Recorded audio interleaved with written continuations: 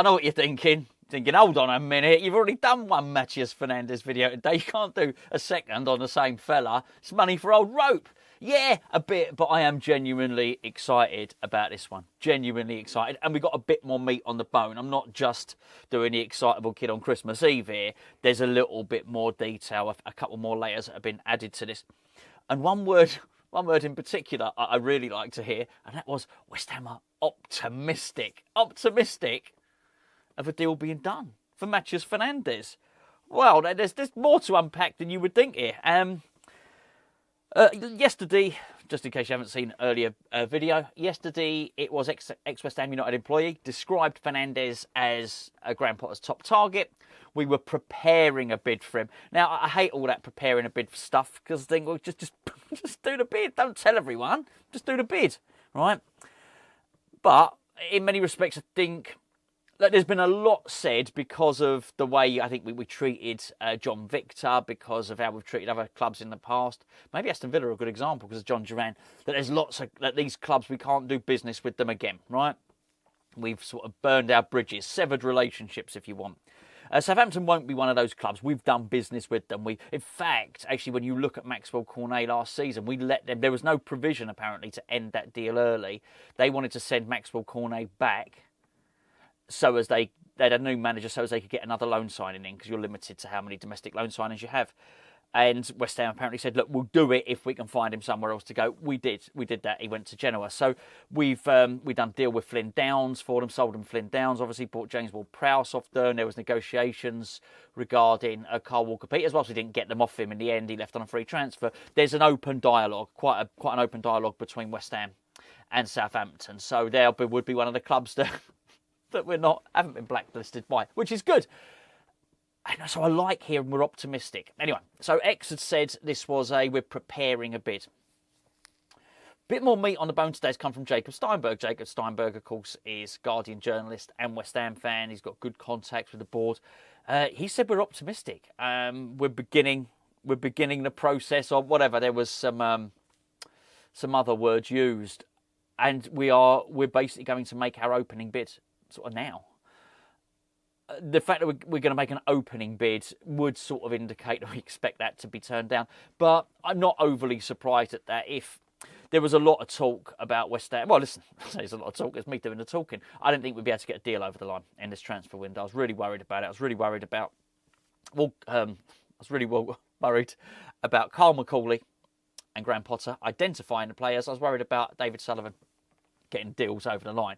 Well, I was wrong on both, basically. But David Sullivan will be very, very, I think, pleased with himself for getting Madsam Anderson for 15.3 million plus some add-ons, right? So I wouldn't be surprised if he's going to go. And do you know what? I'm going to go in a really low bid here. So I think this would be. I don't think this would be as plain sailing as easy as that, but there's probably more of an open dialogue with Southampton than there was Leicester City. But anyway, so we're preparing our opening bid. I'm not surprised we've gone low, because you'd feel quite emboldened if you'd had a successful go at it the last time. I love this player. I'm not going to go describe him why I do. Again, I think he'd bring such good quality to West Ham midfielder. And another layer of intrigue was brought by an additional update from ex-West Ham United employee who said we'd actually been tracking Fernandes for more than a year. We were interested last summer but decided to go for other options.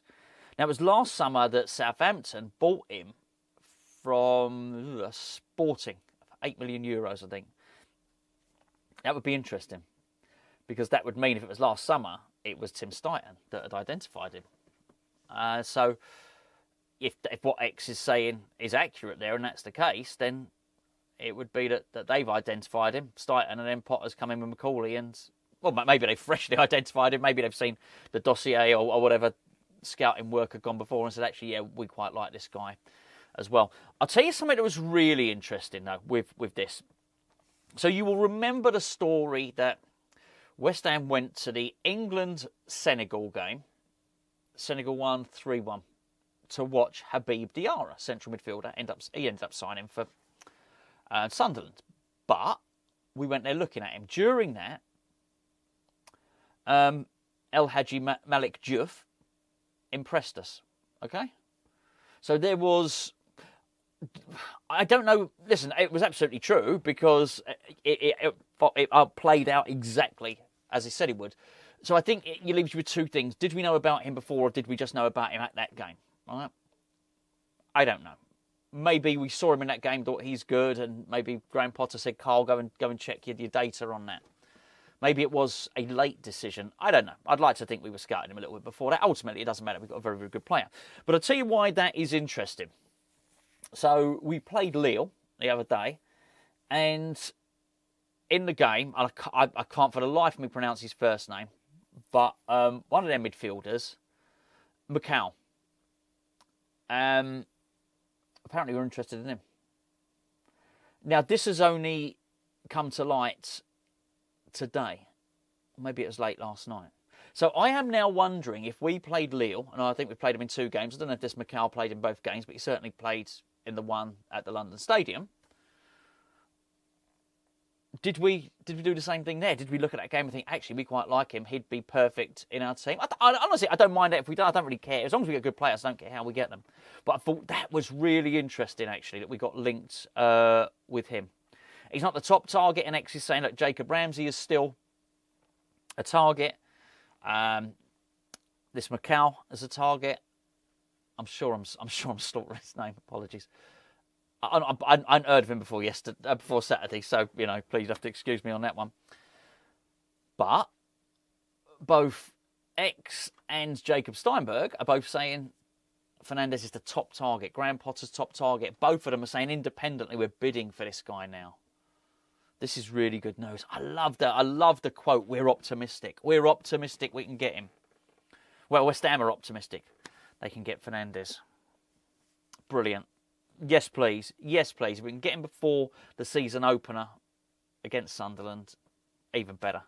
But as I mentioned I was going to say yesterday's video earlier on today. The other Fernandes video today. I won't do a third one. In fact, later on, to keep an eye out for it, Mike's dropped a fan cam. Michael often refer to his fan cam. He'll say the game yesterday. The fact of the matter is, he does often send the file.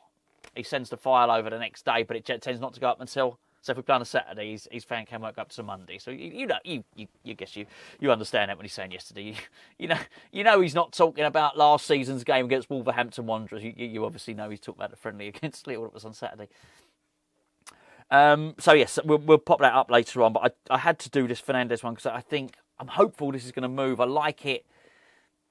I like it when the people that have maybe contacts in and around West Ham start talking about this stuff.